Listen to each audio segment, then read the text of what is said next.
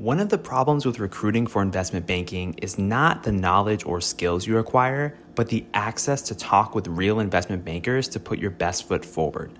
Our sponsor, WSO Academy, can provide those connections with 60 head mentors who are finance professionals at top firms like Goldman, Centerview, and JP Morgan. Imagine being able to get on the phone within 24 hours with one of the Academy's 1,300 mentors right before a critical interview. Get on the waitlist for WSO Academy today by clicking the link in the show notes or by visiting wallstreetoasis.com/academy.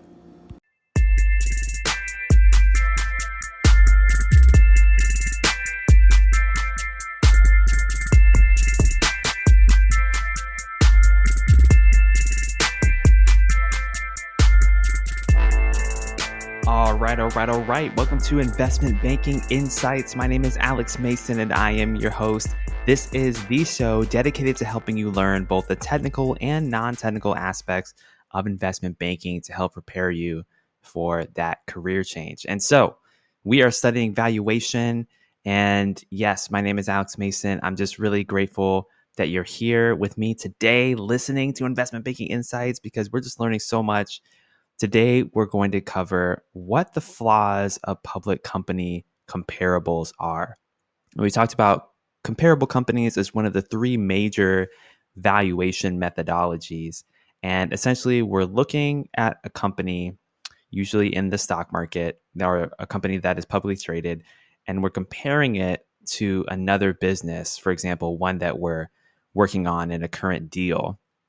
And this can be very useful, right? Because we understand that if companies have similar attributes, both financial and non-financial attributes, then there's good reason to be able to make similar projections or similar estimates of a business's value. And, we spent a lot of time talking about equity value, enterprise value, those kinds of things. But the thing is, no method is perfect. And we touched on this a little bit in yesterday's episode. Why would two comparable companies be valued differently? This kind of speaks to what the flaws of public company comparables actually are. Because if you have two businesses, and let's say that they both trade in the stock market, first of all, we have to revisit the fact that no two companies are exactly alike. No matter how similar they are, there's always going to be differences. And so if these companies are publicly traded on the stock market, we know from investor psychology and just observation that the stock market is not rational. The stock prices go up, they go down, they go sideways. People spend their entire lives and careers trying to predict what this human invention of capitalism called the stock market will do. And most of the time, they are wrong. Sometimes they're right, but most of the time they're wrong. And that's just because the stock market is fundamentally just an auction-based mechanism for people's emotions and how they feel about the value of a company at a given point in time. That is all it is. It is a market. And in any market, you're going to have human emotions play a role into it. I don't care how many algorithms get invented.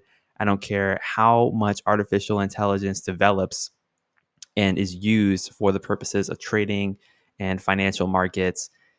These things are being driven by people.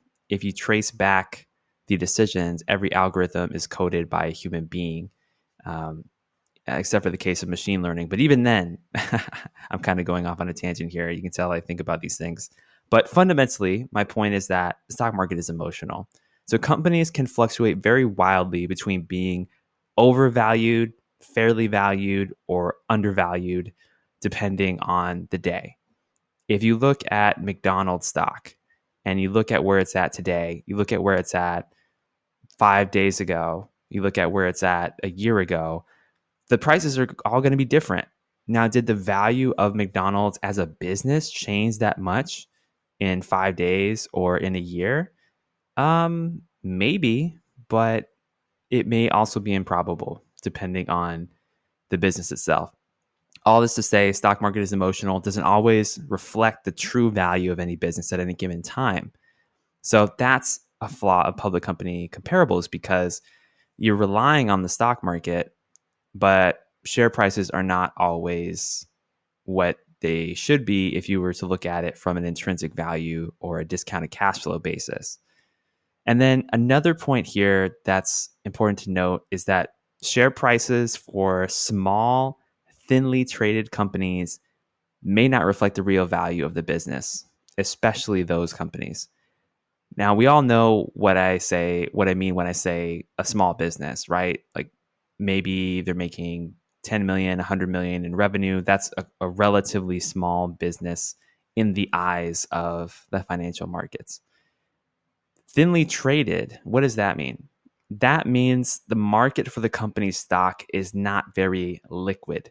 Remember, we talked about this concept of liquidity a couple dozen episodes ago.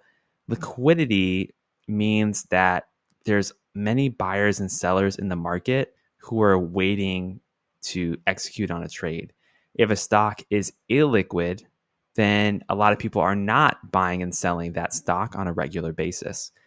And illiquid markets sometimes don't reflect true value. Think about the example of a house. Homes aren't bought and sold nearly as frequently as stocks are, so the true value may not be reflected in an appraisal at one point in time. I mean, you may get an appraisal this year that says your house is worth $300,000, and then, a year later, you might get another appraisal that says it's worth $400,000. I mean, is that really the true value of the house? Like, we don't really know. It's just an estimate. So in a thinly traded market, true value may not be reflected. And that's an analogy you can carry over to public company comparables. So those are some of the flaws of using public company comparables. They can be great, but it's not a perfect system. So that's what you should know. That's what I got for you today. This is Alex Mason with Investment Banking Insights. I'm so grateful that you joined me. And in the next episode, we're going to be talking about this concept of competitive advantages. All right. I'll see you next time.